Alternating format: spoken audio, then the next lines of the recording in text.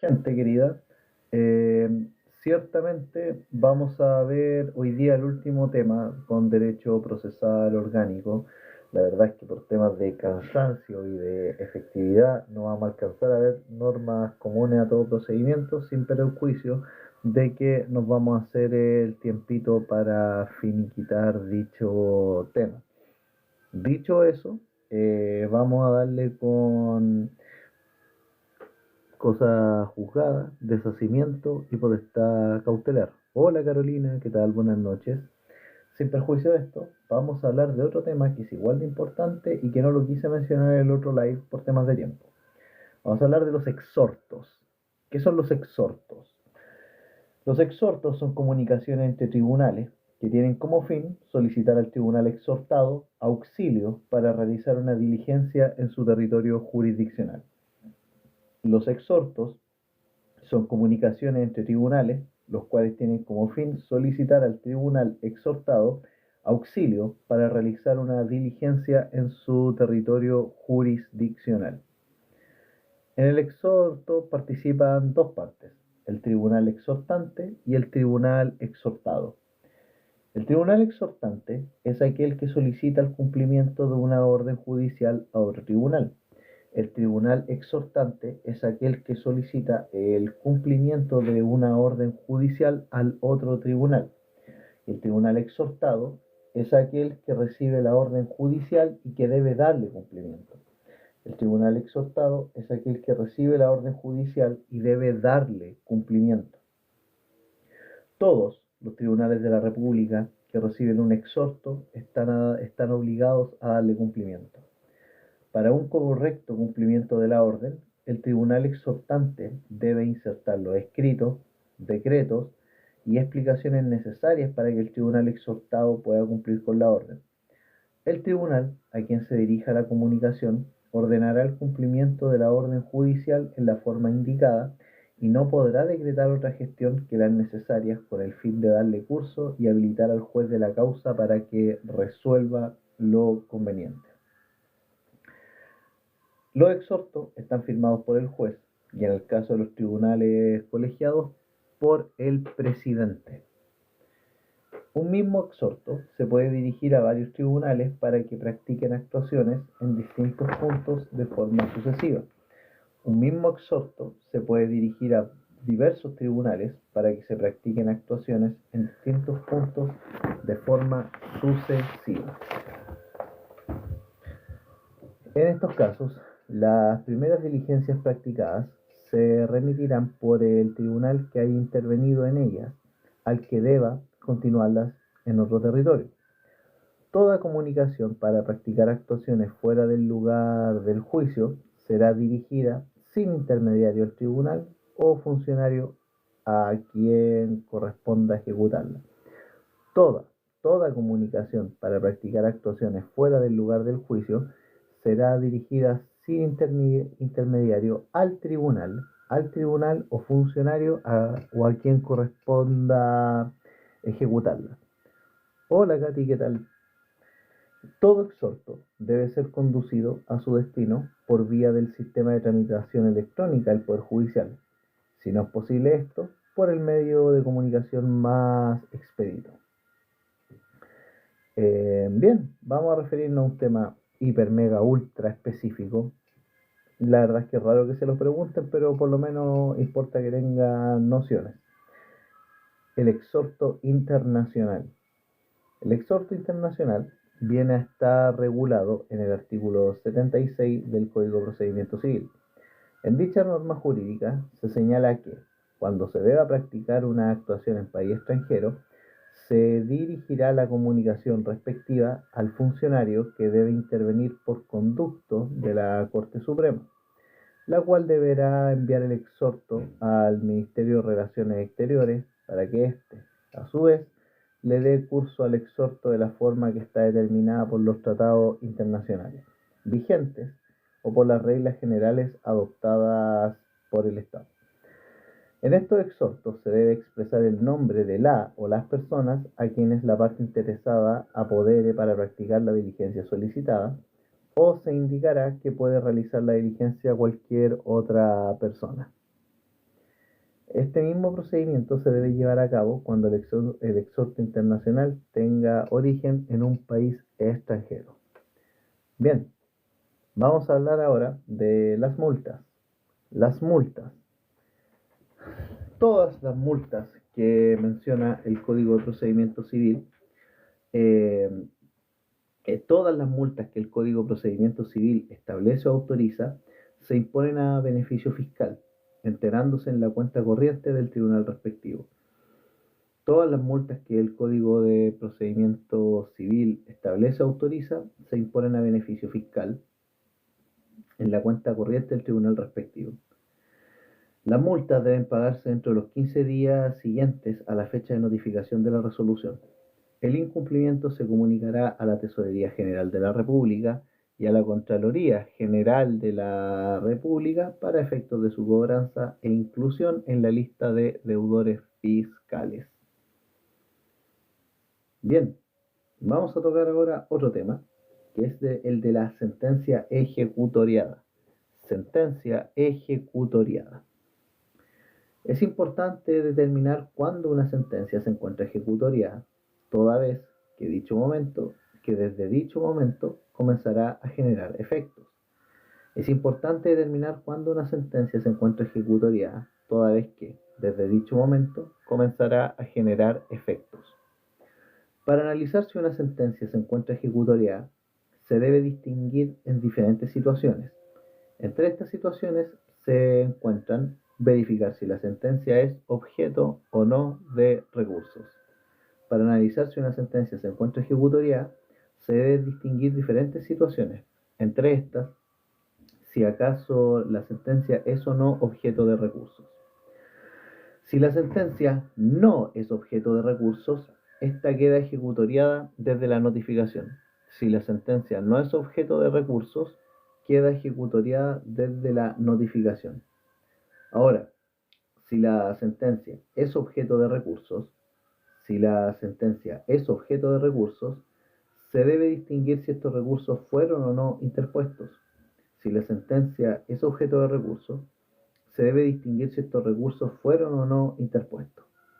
Si los recursos fueron interpuestos, se deberá tramitar dicho recurso, quedando la sentencia ejecutoriada cuando se dicte la resolución cúmplase. Si los recursos fueron interpuestos, se deberá tramitar dicho recurso, quedando la sentencia ejecutoriada cuando se dicte la resolución del cúmplase. Ahora, si los recursos no fueron interpuestos, se tendrá que distinguir nuevamente si se trata de una sentencia definitiva o interlocutoria. Si los recursos no fueron interpuestos, se tendrá que distinguir nuevamente si se trata de una sentencia definitiva o interlocutoria. Si se trata de una sentencia definitiva, esta queda ejecutoriada una vez transcurra el plazo para intentar recursos. Si se trata de una sentencia definitiva, esta quedará ejecutoriada una vez transcurra el plazo para intentar recursos. Ahora, si se trata de una sentencia interlocutoria, esta quedará ejecutoriada cuando dicha calidad sea certificada por el ministro de Fe del tribunal mediante el certificado de ejecutoria. Si se trata de una sentencia interlocutoria, esta quedará ejecutoriada cuando dicha calidad sea certificada por el ministro de Fe del tribunal mediante el certificado de ejecutoria. En la práctica, en ambos casos se certifica la calidad ejecutoria de la sentencia, sea definitiva o interlocutoria. En la práctica, en ambos casos se certifica la calidad ejecutoria de la sentencia, sea definitiva o interlocutoria. Que una sentencia cause ejecutoria ocurre cuando la sentencia, sin estar ejecutoriada, de todas maneras se puede exigir su cumplimiento forzado. Que una sentencia cause ejecutoria ocurre cuando la sentencia, sin estar ejecutoriada, de todas maneras se puede exigir su cumplimiento forzado. Bien, hablemos ahora del deshacimiento. ¿Qué es el deshacimiento?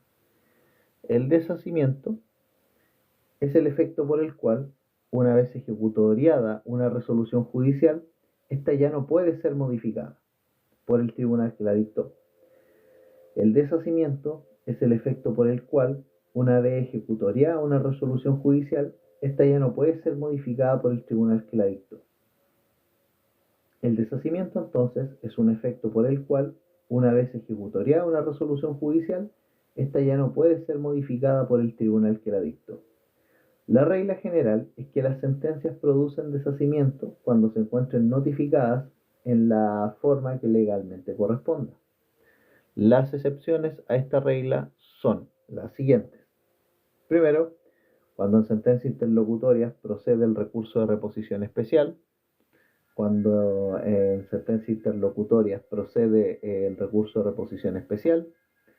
Otra excepción es cuando una de las partes promueve el incidente de nulidad de todo logrado, cuando una de las partes promueve el incidente de nulidad de todo logrado, cuando se interpone un recurso de aclaración, interpretación, rectificación o enmienda, o cuando se interpone un recurso de revisión.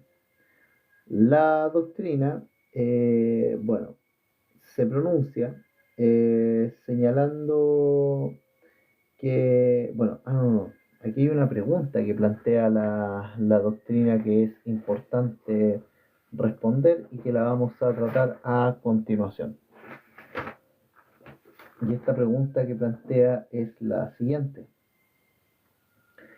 Si hay deshacimiento en los autos y decretos, ¿hay deshacimiento en autos y decretos? ¿Hay deshacimiento en autos y decretos? La doctrina dice que no, que no hay deshacimiento en autos y decretos. ¿Por qué no hay deshacimiento en autos y decretos? Porque respecto a estas resoluciones procede el recurso de reposición, posibilidad que genera que queda abierta la posibilidad de que el tribunal pueda revisar y modificar el autodecreto. No corresponde a estas resoluciones auto y decreto que se entienda que haya deshacimiento respecto de esta, porque existe la posibilidad, precisamente por el recurso de reposición, de que el tribunal revise y modifique el auto o decreto. De todas maneras, habrá deshacimiento cuando no se puede intentar el recurso de reposición ordinario. Bien, vamos a hablar ahora de la cosa juzgada. Este tema, la verdad es que pregunta examen de grado y vale la pena estar eh, atento con esto. ¿Cómo que recurso de reposición de forma en el fondo, amigo geodemocracia? Yo creo que usted está hablando de la casación en la forma y en el fondo. Pero no, la reposición es ordinaria, especial y extraordinaria. Pero no, que en la forma y en el fondo es el recurso de casación. Ojo con eso. Vamos a hablar entonces de la cosa juzgada. La cosa juzgada, hola Rosemary, la cosa juzgada es la cualidad de los efectos de ciertas resoluciones judiciales en el cual éstas adquieren la inmutabilidad y eficacia dentro del proceso y frente a la eventualidad de una decisión contradictoria. Vamos con una definición más sencilla de cosa juzgada y es la siguiente.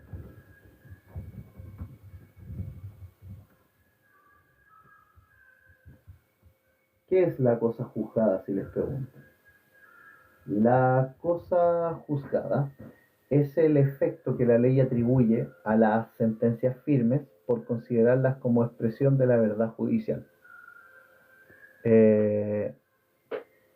En la cosa juzgada es el efecto que la ley atribuye a las sentencias firmes por considerarlas como expresión de verdad judicial. Esa es una definición que ustedes pueden dar de cosa juzgada, que es el efecto que la ley atribuye a las sentencias firmes por considerarlas como expresión de la verdad judicial. Otras personas definen la cosa juzgada como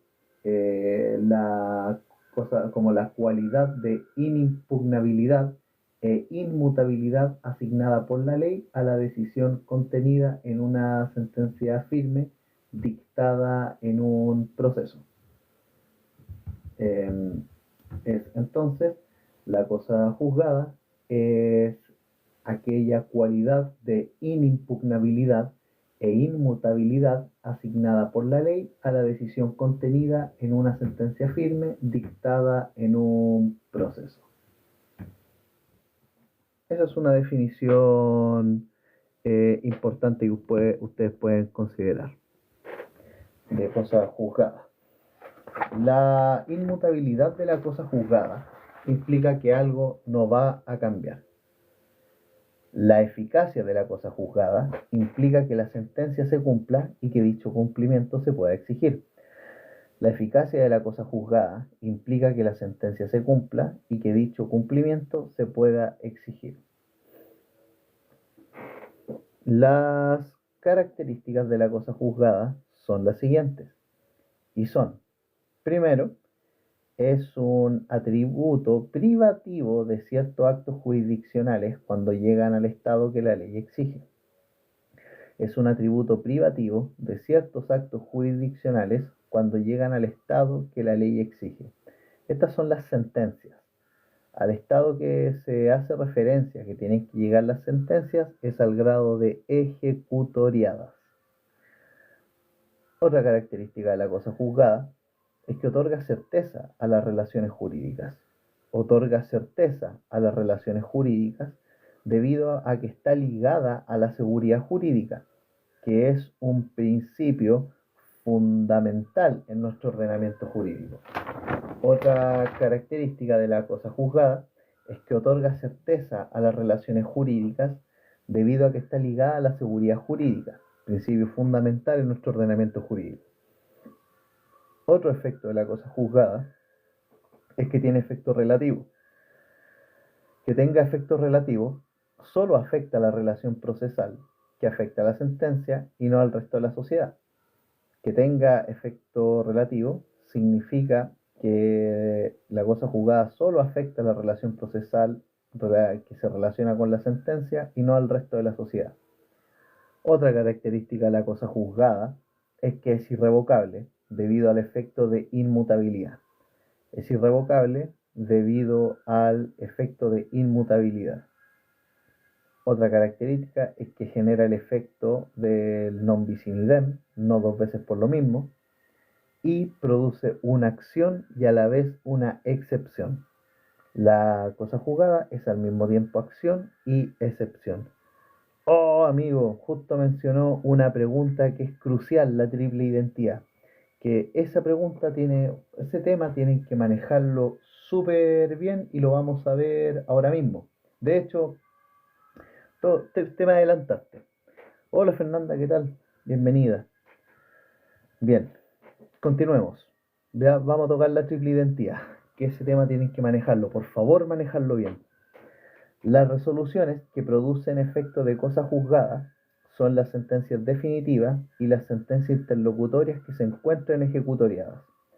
Las resoluciones que producen efecto de cosa juzgada son las sentencias definitivas y sentencias interlocutorias que se encuentren ejecutoriadas.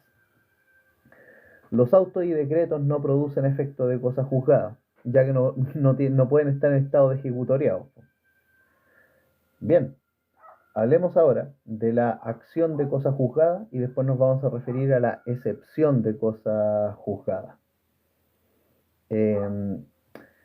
Respecto de la acción de cosa juzgada, podemos señalar que la acción de cosa juzgada es aquella acción que la ley le confiere a aquella parte en juicio en cuyo favor se ha declarado un derecho en una resolución firme y ejecutoriada para exigir el cumplimiento de lo resuelto. La acción de cosa juzgada es aquella acción que la ley le confiere a aquella parte en juicio en cuyo favor se ha declarado un derecho por resolución judicial firme y ejecutoriada para exigir el cumplimiento de lo resuelto. La acción de cosa juzgada se manifiesta mediante el cumplimiento incidental del fallo o mediante un juicio ejecutivo. La acción de cosa juzgada se manifiesta mediante el cumplimiento incidental del fallo o mediante un juicio ejecutivo. Se goza de plazo de 1 año para exigir el cumplimiento de lo resuelto vía incidente. Se goza del plazo de 1 año para exigir el cumplimiento de lo resuelto vía incidental. Cumplimiento incidental entre paréntesis. Y para entablar la demanda ejecutiva se goza un plazo de 3 años. Para entablar la demanda ejecutiva se goza de un plazo de 3 años. Vamos a hablar ahora de la excepción de cosa juzgada.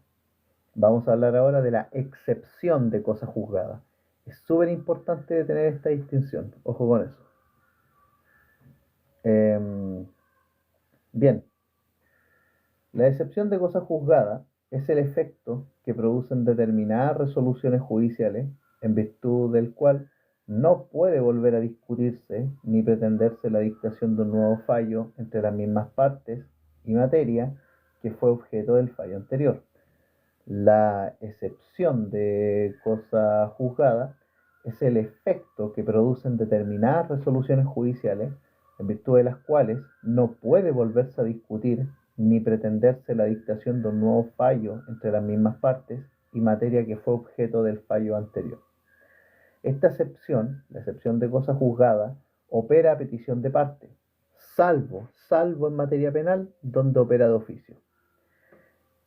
Para que prospere la excepción de cosa juzgada, para que opere la excepción de cosa juzgada, es necesario que se cumplan 3 requisitos, lo que se conoce como la triple identidad que mencionó aquí el amigo Geodemocracia. La triple identidad. ¿Y qué es la triple identidad? Bueno, es requisito indispensable para que concurra la excepción de cosa juzgada. ¿Qué es esta triple identidad? Que en realidad son 3 requisitos. Que son, primero, la identidad de las partes, la identidad del objeto y la identidad de la causa. Identidad legal de las partes, identidad del objeto e identidad de la causa. Respecto a la identidad legal de las partes, es decir, debe tratarse de las mismas partes. Se agrega la palabra legal porque con ello se hace alusión a que también incluye a los herederos y cesionarios, quienes, conforme al principio de continuación de la persona del causante, representan a este que pudo haber iniciado, representan a este en los actos que pudo haber iniciado antes de su fallecimiento. El infunable, qué buen nombre. Bueno, para la gente entendida nomás, conmigo. Ya, entonces la triple identidad, vamos a referirnos a la identidad legal de las partes, es decir, se debe tratar de las mismas partes. Se agrega la palabra legal porque con ello se hace alusión a que también incluye a los herederos y cesionarios, quienes, conforme al principio de continuación del causante, representan al causante en los actos en que pudo haber iniciado antes de su fallecimiento. Respecto a la identidad del objeto, hace referencia a lo pedido en el juicio. Respecto a la identidad del objeto, hace referencia a lo pedido en el juicio. Y respecto a la identidad de la causa, hace referencia al fundamento jurídico detrás de lo pedido en juicio. Hace referencia al fundamento jurídico detrás de lo pedido en juicio. Entonces la triple identidad en realidad son los requisitos para que opere la excepción de cosa juzgada. Tenemos la identidad legal de las partes, es decir, que se debe tratar de las mismas partes. Se agrega la palabra legal porque con ello se hace alusión a que también incluye a los herederos y cesionarios, quienes, conforme al principio de continuación del causante, representan al causante en los actos que pudo haber iniciado antes de su fallecimiento. Segundo, identidad del objeto, hace referencia a lo pedido en el juicio, y la identidad de la causa, que hace referencia al fundamento jurídico detrás de lo pedido en juicio. Hola Cristian, ¿qué tal?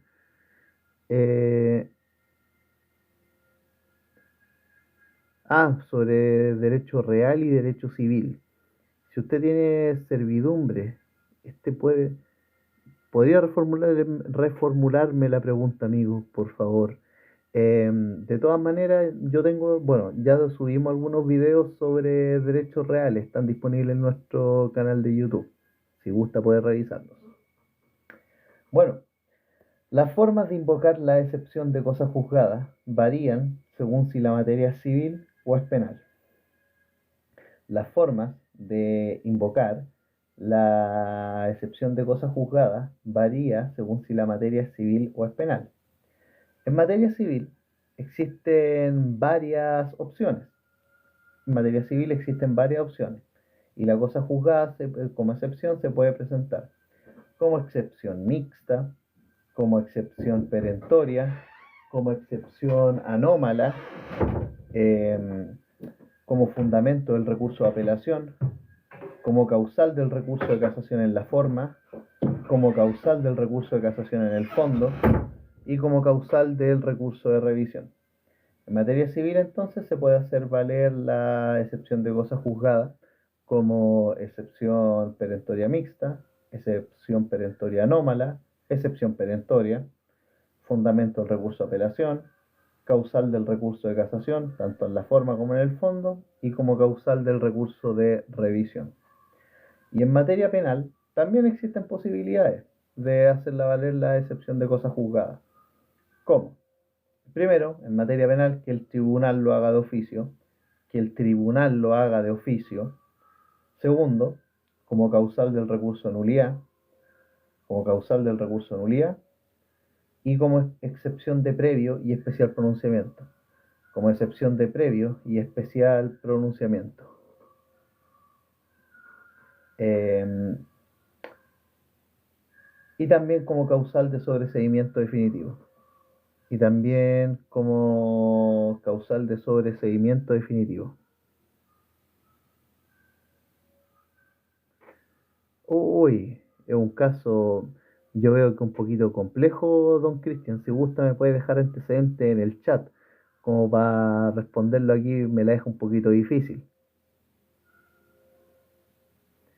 Reincidencia, ahí de Amigos Geodemocracia me está haciendo una pregunta muy específica y no quiero responderla porque me puedo equivocar. Así, pero es una muy buena pregunta. Bien, eso respecto a a la cosa juzgada, sin perjuicio de que podemos revisar más con apuntes complementarios, etcétera. Eso sí le voy a pedir, amigo Geodemocracia, si usted en los comentarios me puede describir la diferencia entre la cosa formal, la cosa juzgada formal y la cosa juzgada material, por favor, porque no lo tengo en mi apunte acá. Bien, vamos a continuar ahora con la potestad cautelar y con esto terminaríamos. Vamos a darle con la potestad cautelar, pero ante todo, señalar qué es la potestad cautelar.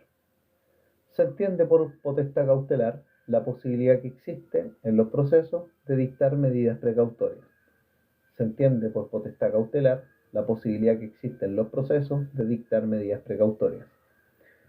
Se entiende por potestad cautelar la posibilidad que existe en los procesos de dictar medidas precautorias. Bien, ¿qué son las medidas prejudiciales versus las medidas precautorias? Bueno, ya hicimos una distinción a propósito de lo que vimos en juicio ordinario, pero es importante siempre tenerlo presente. Las medidas prejudiciales están tratadas en el título 4 del libro segundo del Código Civil. Las medidas prejudiciales están tratadas en el título 4 del libro segundo del Código Civil, mientras que las medidas precautorias también están en el libro segundo, pero en el título 5. Las medidas prejudiciales y precautorias tienen en común ser procedimientos cautelares destinados a hacer efectivas las providencias cautelares. Las medidas prejudiciales y precautorias tienen en común ser instituciones cautelares destinadas a hacer efectivas las providencias cautelares. En otras palabras, tienen por objeto asegurar pretendidos derechos mientras ellos no se encuentren sancionados por una resolución judicial definitiva. Lo que tienen en común las medidas prejudiciales y precautorias son que tienen por objeto asegurar pretendidos derechos mientras estos no se encuentren sancionados por una resolución judicial específica. Vamos con las medidas prejudiciales ahora. Vamos con las medidas prejudiciales. Las medidas prejudiciales son diligencias o actuaciones que pueden practicarse antes de la iniciación del juicio con el fin de prepararlo o para asegurar que el actor no quede frustrado en sus derechos. Las medidas prejudiciales son diligencias o actuaciones judiciales que pueden practicarse antes de la iniciación del juicio con el fin de prepararlo o para asegurar que el actor no quede frustrado en sus derechos.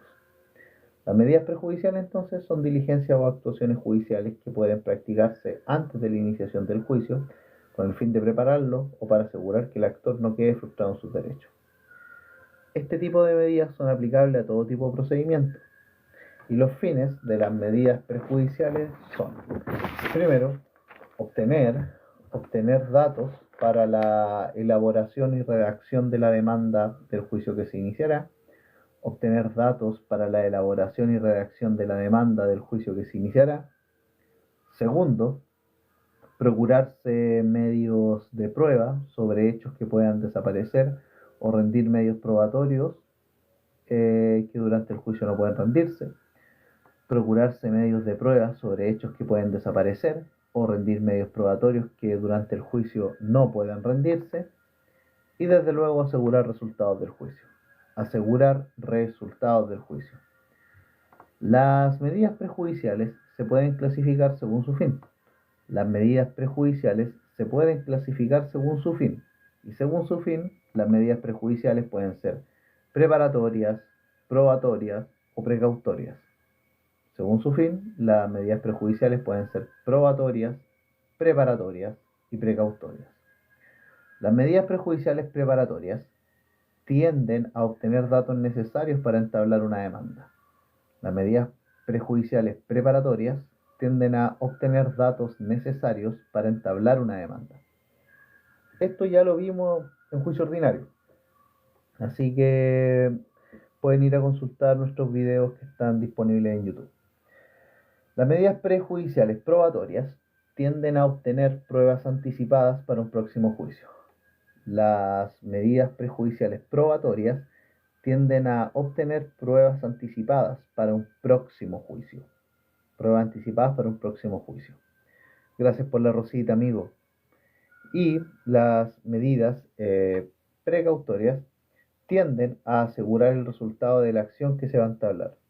Las medidas precautorias tienden a asegurar el resultado de la acción que se va a entablar y están reguladas en los artículos 290 y siguientes del Código de Procedimiento Civil. La regla general es que el titular de las medidas prejudiciales sea el que pretende demandar en contra de quien se propone dirigir la demanda. Pero, por excepción, puede ser solicitada por toda persona que tema fundadamente ser demandada. El tribunal competente de la medida prejudicial no está regulado por ley, por lo que se concluye que será competente el tribunal que eventualmente conocerá del juicio. La prórroga de competencia de estas medidas no afecta al proceso futuro. Téngase presente eso. Las medidas precautorias se decretan sin audiencia de la parte contra quien se pide, teniendo solo en cuenta los antecedentes expuestos por el solicitante. Las medidas precautorias se decretan sin audiencia de la parte contra quien se pide, teniendo solo en cuenta los antecedentes expuestos por el solicitante. Bueno, antes de pasar a las medidas prejudiciales preparatorias, vamos a dar el aporte del amigo Geodemocracia.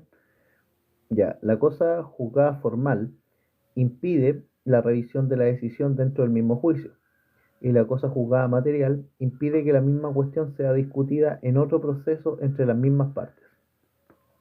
Cosa juzgada formal impide la revisión de la decisión dentro del mismo juicio, y cosa juzgada material impide que la misma cuestión sea discutida en otro proceso entre las mismas partes. Muchas gracias, amigo. Vale. Vamos a hablar ahora de las medidas prejudiciales preparatorias, probatorias y precautorias. Las medidas prejudiciales preparatorias son las siguientes: declaración jurada acerca de algún hecho relativo a la capacidad para comparecer en juicio, personería, nombre y domicilio del representante. Declaración jurada acerca de algún hecho relativo a la capacidad para comparecer en juicio, personería, nombre y domicilio del representante. exhibición de la cosa que haya de ser objeto de la acción, exhibición de la cosa que haya de ser objeto de la acción. Tercero, exhibición de instrumentos públicos o privados que, por su naturaleza, interesen a diversas personas, como por ejemplo sentencias, testamentos o inventarios. Exhibición de instrumentos públicos o privados que, por su naturaleza, interesen a diversas personas, como por ejemplo sentencias, testamentos o inventarios. Y otra medida prejudicial preparatoria es la exhibición de libros de contabilidad relativo a negocios en que tenga parte el solicitante. Exhibición de libros de contabilidad relativo a negocios en que tenga parte el solicitante. Vamos con las medidas prejudiciales probatorias. Medidas prejudiciales probatorias. ¿De qué se tratan las medidas prejudiciales probatorias? Primero, como medidas prejudiciales probatorias tenemos el reconocimiento jurado de firma puesta en instrumento privado, reconocimiento jurado de firma puesta en instrumento privado. Segundo, inspección personal del tribunal cuando existe un peligro inminente de daño o perjuicio. Inspección personal del tribunal cuando existe un peligro inminente de daño o perjuicio. Otra medida prejudicial probatoria son los informes de peritos nombrados por el tribunal cuando exista un peligro inminente de daño o perjuicio. Informe de peritos nombrados por el tribunal cuando exista un peligro inminente de daño o perjuicio. Otra medida prejudicial probatoria es la absolución de posiciones sobre hechos calificados previamente conducentes por el tribunal cuando hay motivo fundado para temer que una persona se ausente del país por un breve tiempo. Absolución de posiciones sobre hechos calificados previamente conducentes por el tribunal cuando hay un motivo fundado para temer que una persona se ausente del país en un breve tiempo. Piensen en este individuo que tiene la calidad de ser humano y que le pegó al tatita de los Santos Lehmann. No quiero mencionar su nombre, pero ustedes ya saben quién es. Ya. Y otra medida prejudicial probatoria que tenemos es la prueba de testigos cuando por impedimento grave no pueda declarar oportunamente. Prueba de testigos cuando por impedimento grave no pueda declarar oportunamente. Estas son algunas medidas prejudiciales probatorias. Ahora, ¿cómo se tramitan las medidas prejudiciales? ¿Cómo se tramitan las medidas prejudiciales? Bueno, la pide la parte, por regla general el futuro demandante, por excepción el futuro demandado. Segundo, el juez resuelve la medida, ya sea oyendo a la contraparte o no oyéndola. Esta elección es una facultad del juez que la ley le otorga. Si decide oír a la contraparte, se dictará la resolución con audiencia, en la cual el juez decretará traslado para que la contraparte responda y finalmente el juez responderá. Ahora, si decide no oír a la contraparte, el juez resolverá si acepta o no la medida. Esta resolución se resuelve de plano. Si decide no ir a la contraparte, el juez resolverá si acepta o no la medida. Esta resolución se resuelve de plano. Ahora, si decide aceptar la medida prejudicial, el juez la decreta y notifica a la contraparte bajo las reglas del artículo 40 del Código de Procedimiento Civil. Entonces, la tramitación de las medidas prejudiciales es que, primero, la pide la parte. Segundo, el juez resuelve la medida, ya sea oyendo o no a la contraparte, y esta elección se la da a la ley, al juez.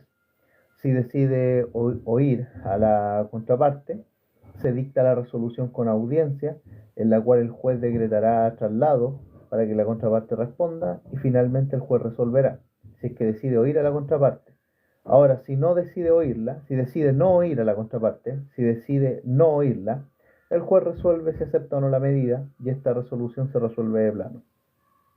Y si decide aceptar la medida, el juez la decreta y notifica bajo las reglas del artículo 40 del Código de Procedimiento Civil. Hola José, ¿qué tal? Bienvenido. Bien, aquí el amigo Geodemocracia pregunta: ¿la medida preparatoria y prejudicial preparatoria y probatoria tienen un plazo específico durante la investigación? Bueno, en materia penal, a ver, en materia penal, la verdad es que por lo general se piden medidas precautorias, pero en materia civil se pueden pedir en cualquier estado del juicio, antes de dictar sentencia, claro está. Incluso después, ¿eh?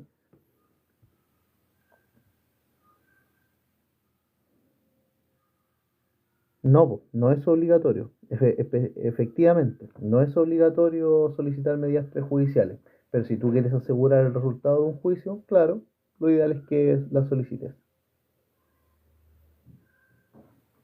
Bien, vamos con las medidas precautorias. Vamos con las medidas precautorias y ya con esto terminamos.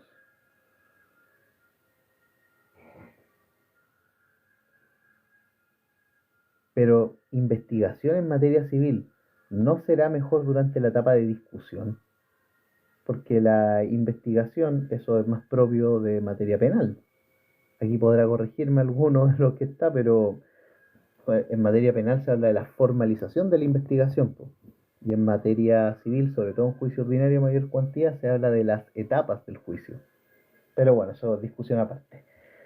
Bueno, ¿qué son las medidas precautorias?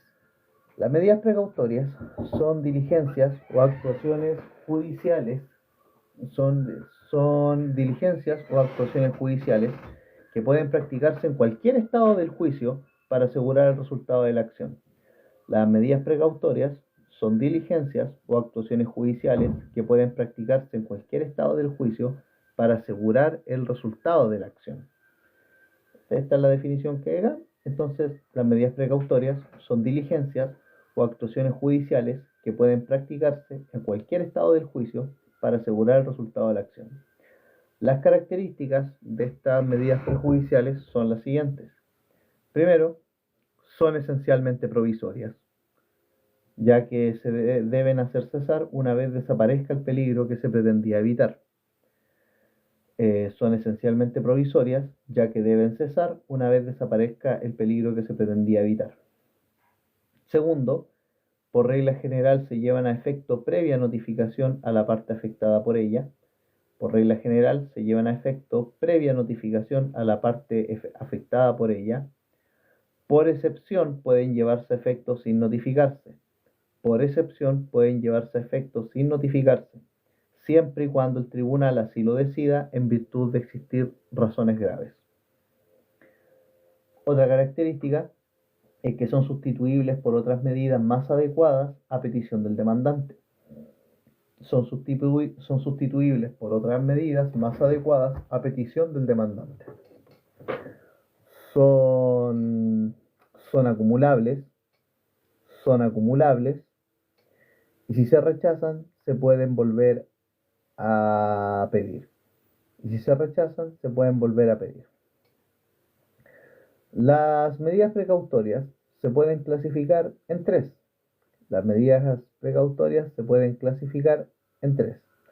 Medidas precautorias ordinarias, medidas precautorias extraordinarias y medidas precautorias especiales. Medidas precautorias ordinarias, extraordinarias y especiales.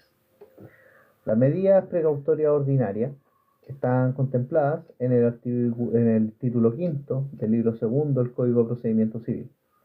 Las medidas precautorias ordinarias se pueden solicitar en cualquier estado del juicio por parte del demandante. Se pueden solicitar en cualquier estado del juicio por parte del demandante, incluso antes de que se conteste la demanda e incluso después de ser citadas las partes a oír sentencia. Solo proceden en contra de personas que han sido demandadas y eventualmente contra terceros cuando estos sean responsables de las acciones deducidas. Estas medidas precautorias son el secuestro de la cosa objeto de la demanda, el secuestro de la cosa objeto de la demanda, nombramiento de uno o más interventores, nombramiento de uno o más interventores, retención de bienes determinados, retención de bienes determinados y prohibición de celebrar actos o contratos sobre bienes determinados. Prohibición de celebrar actos o contratos sobre bienes determinados. Las medidas precautorias ordinarias, que están reguladas en el título quinto del libro segundo del Código de Procedimiento Civil, son el secuestro de la cosa objeto de la demanda, el nombramiento de uno o más interventores, la retención de bienes determinados y la prohibición de celebrar actos o contratos sobre bienes determinados. Segundo, según otra clasificación que hay, son las medidas precautorias extraordinarias, las medidas precautorias extraordinarias, y las medidas precautorias extraordinarias no están contempladas expresamente en el Código de Procedimiento Civil, pero tienen lugar cuando el tribunal exija caución al actor para responder de los perjuicios que se originen y siempre que el tribunal lo estime necesario.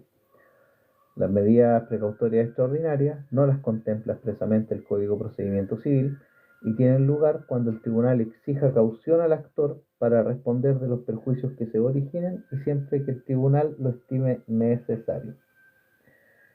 Otra clase de medidas precautorias que tenemos son las medidas precautorias especiales. Medidas precautorias especiales que están contempladas en leyes especiales. Y por ejemplo, los alimentos provisorios, que están en la Ley 14.908 sobre abandono de familia y pago de pensiones de alimentos. Los alimentos provisorios, que están regulados en la Ley 14.908. Y el derecho del arrendador de requerir el auxilio de la fuerza pública para evitar que el arrendatario sustraiga sus cosas sin pagar el arriendo. Y el derecho del arrendador de requerir el auxilio de la fuerza pública para evitar que el arrendatario sustraiga sus cosas sin pagar el respectivo arriendo. Los requisitos de las medidas precautorias son los siguientes.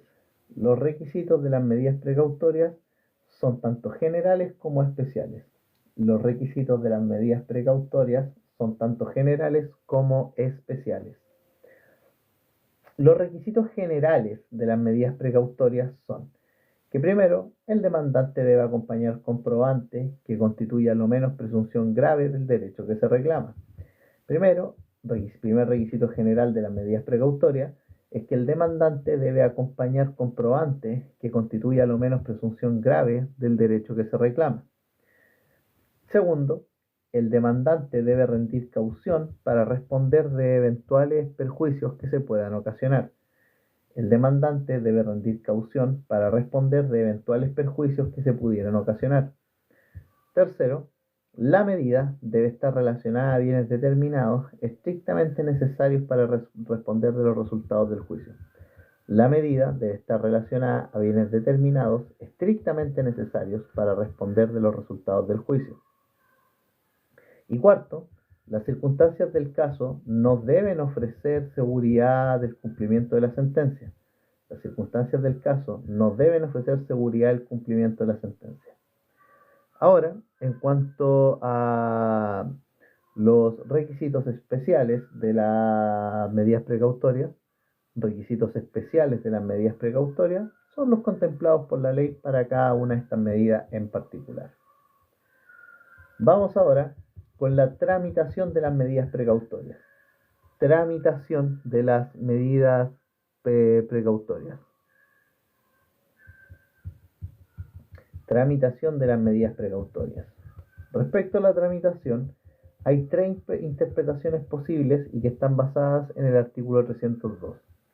La interpretación número 3 es la que acogen nuestros tribunales de justicia y que se parece a la primera interpretación que vamos a ver a continuación.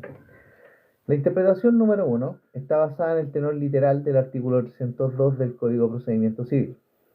Cuando tramitamos las medidas precautorias, primero se debe solicitar la medida. Nace un incidente. Se confiere traslado, en el cual la contraparte tiene 3 días para responder.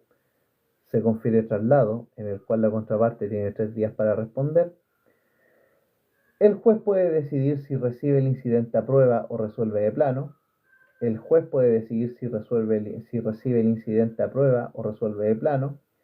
Y si recibe el incidente a prueba, debe otorgar un término probatorio de 8 días.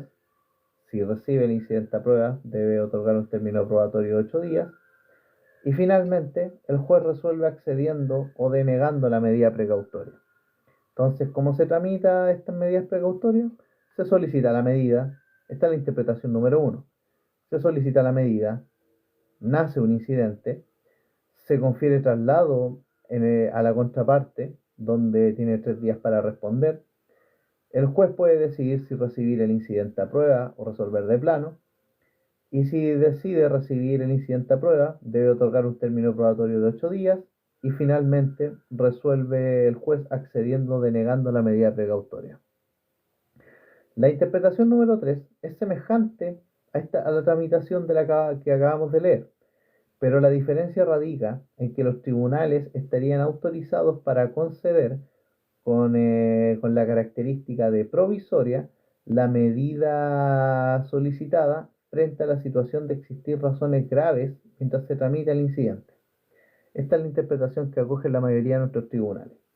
La interpretación número 3 entonces se parece bastante a la primera, pero la diferencia radica en que los tribunales estarían autorizados para conceder la medida precautoria en carácter provisorio, mientras esta medida se tramita porque existen razones graves que funden esto. Ojo con eso. Por otro lado, tenemos la interpretación número 2, que está basada en el artículo 302 también está basada en el artículo 302 del Código de Procedimiento Civil, y señala que solo en la medida que el tribunal acoja la solicitud y que frente a su notificación la parte afectada se oponga, se va a tramitar esta cuestión. O sea, ¿cómo es? Según esta segunda interpretación, que no es la que acogen nuestros tribunales, se solicita la medida, el tribunal resuelve de plano decretando la medida, se notifica la medida precautoria a la contraparte se puede oponer, y si lo hace generará un incidente, generándose el incidente se confiere traslado, evacuado el traslado, el juez decide si resolver de plano o recibir el incidente a prueba. Si recibe el incidente a prueba, se fija un término probatorio de 8 días, y finalmente se resuelve el asunto dejando sin efecto la medida cautelar o continuando con su efecto. Entonces, la interpretación número 2 de cómo se tramita una medida precautoria es esta. Se solicita la medida, el tribunal resuelve de plano, decretando la medida, se notifica la medida precautoria a la contraparte se puede oponer, y si lo hace genera un incidente, generándose el incidente se confiere traslado, evacuado el traslado, el juez decide si resolver de plano o recibir el incidente a prueba, y si decide recibir el incidente a prueba, fija un término probatorio de 8 días, y finalmente se resuelve el asunto dejando sin efecto la medida cautelar o se continúa con sus respectivos efectos. Y eso, terminamos ahora. La verdad es que no alcanzamos a ver normas comunes a todo procedimiento, pero ya nos haremos el tiempo para pegarle una revisión.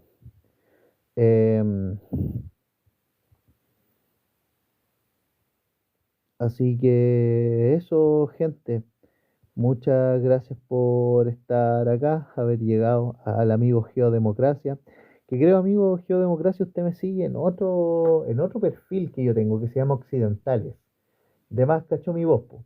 Así que no tiene nada que ver con Justo y Debido Proceso, pero yo a usted ya lo cachaba de antes. Y Madi, muchas gracias por estar presente aquí escuchando este ramo, que no es muy entretenido, pero que bueno, le agradezco a usted el tiempo y para no hablarle a la nada.